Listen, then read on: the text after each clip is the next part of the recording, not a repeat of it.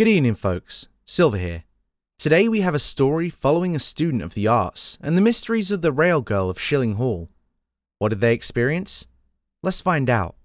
Also, before we begin, only a percentage of you that listen to these stories are actually subscribed. So, if you end up enjoying this narration, please consider subscribing. It's free, and you can always unsubscribe later if you change your mind. With that, enjoy the story. As a little girl, I was always fascinated by plays, musicals, and in general, the arts. Having a talent for acting early on, I didn't so much want to become famous as I wanted to entertain. Not only did I want to act, I wanted to know the workings of the whole shebang. Just as much as an actor remembering their lines, lighting was important, cues were important, and generally forming the correct environment for pleasant viewing happened to be part of what I wanted to learn. The stage at my college was built long ago, and to be honest, I'm not quite sure when. It's located inside a building called Shilling Hall in the university I attended. I do recall mention of it being renovated in 1953.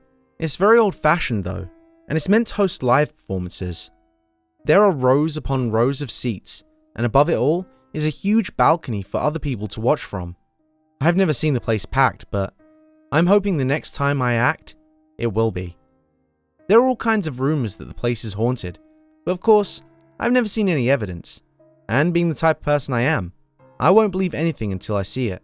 Previously, I'd seen people going up onto the balcony and leaving a few pieces of candy on the rail for this ghost. I honestly think the cleanup crew would just pick it up and toss it, so it was a waste of time in my opinion. Now see, this ghost was described as a little brown-haired girl, about 7 is what most people guessed, with her hair cut into a bob. She wears a white dress with a pink tie around it. She's simply called the Rail Girl, due to appearing near the balcony rail for those who've seen her. I didn't used to believe in her, but I certainly changed my mind after a few events. A friend and I were chatting over lunch one day, and he, being quite superstitious, believed in the paranormal. He was yammering on about why that girl might be there, like she could have been a victim of rape or murder, and she was built into the walls, or she might have fallen from the balcony to her death. I rolled my eyes. I highly doubted there was a ghost at all. So I told him quite simply, "Ryan, shut up and eat your sandwich." And he proceeded to, with a sheepish grin.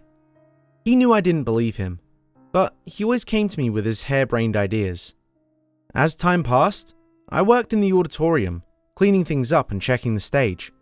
I preferred the role of an actress, so I wanted to see how things worked and operated, just in case I didn't land a good role in the play, or one of the newbies needed a guiding hand.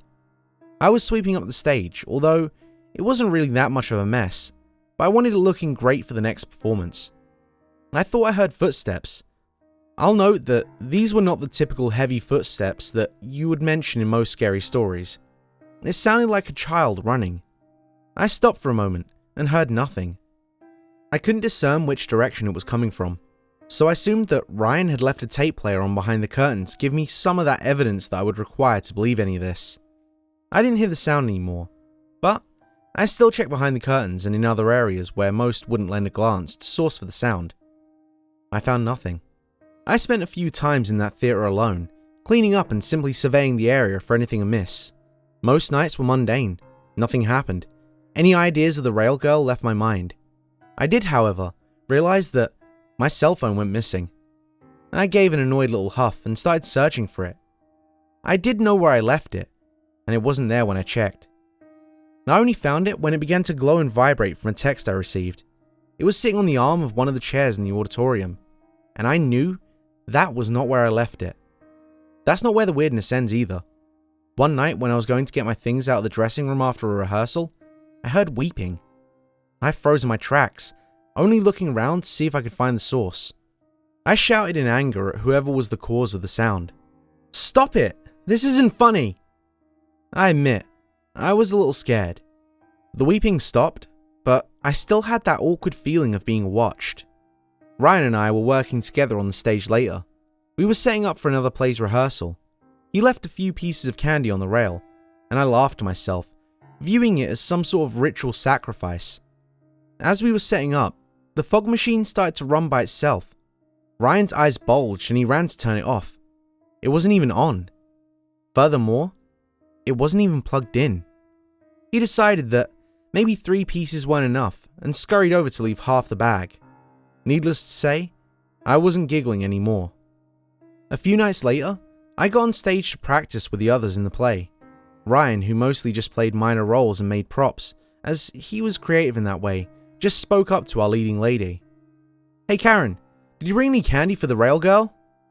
I didn't say anything. I had a sneaking suspicion that she was real, not that I would give Ryan any of that glory of knowing. Karen just laughed scornfully after a scoff. "Why do I leave candy for a stupid ghost? I bet it's not even real." I kept quiet. That's about the same way I felt a couple of months ago. The rehearsal went mostly as planned. I had no idea why they picked Karen for the leading role, but I figured, as bad as it sounds, that she got it by coercing our teacher in the most lewd of ways. She was rumored to be a slut. I did manage to keep up with my actions and lines despite her emotionless acting. Just as she was getting off stage at the end of the rehearsal, I almost let out a frightful cry. 2 pale hands reached through the steps, and she didn't even notice as their fingers curled around her ankle until it was far too late. Those little fingers tightened around her ankle, and she stumbled in an attempt to get free of them. Her feet were pulled from under her before she could utter a single sound, and all I could do was stand back and watch. As she fell, I saw those tiny pale hands retreat into the wood of the steps and vanish without a trace. I heard a sickening crack as her head connected with the solid floor. I was terrified. Although I didn't like Karen, I didn't want her hurt, or even worse, dead. Fortunately, I saw no blood pooling, but I could tell by the way her hands landed that she had tried to catch herself. After being looked over by one student that wanted to be a doctor and was simply acting as a hobby, he noted that she was just knocked out. She came to a few minutes later, rattling on about how someone tripped her. I could have sworn I heard a little giggle, but perhaps it was just my imagination. After Karen's injury, she said that she wouldn't return to the theatre, so I was to fill in for her role. I was happy about that much. Not so disturbed by the ghost, but made somewhat nervous. I still practiced with the strange feeling of someone watching me. A few thoughts ran through my head. Should I have brought candy? I didn't let it disturb my practice. I had most of my lines memorized, and I could ad-lib some things with decent success. It was moments before a little girl just peeked her head in the back door of the theatre, looked around, and then fled. She fit the descriptions I had heard, but I continued to act. I dug around my purse and left a small bag of candy on the rail before I left. I did the same thing the day of the play, and all went smoothly. Weeks later, I was working in the balcony control room, messing around with the lights and whatnot, simply figuring out how they worked.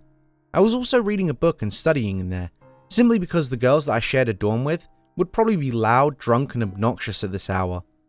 I told a few of my friends where I would be, so, as I heard knocks on the door, I went to answer it, thinking that I might be needed for something. I opened the door and saw nothing at first, until I looked down. A little girl with short brown hair peered up at me, as if expecting something. "Can I help you?" She stared at me, swaying back and forth in her white dress. She gave me a simple answer. "No." She vanished before my eyes. I was spooked. I didn't go there alone after that. I still go to that theatre some days though, and occasionally even act there. But every time, I remember the rail girl, and I make sure that I leave her a bag of candy. I can't say that I don't believe in ghosts anymore, but I can certainly say that she made my time in college quite interesting.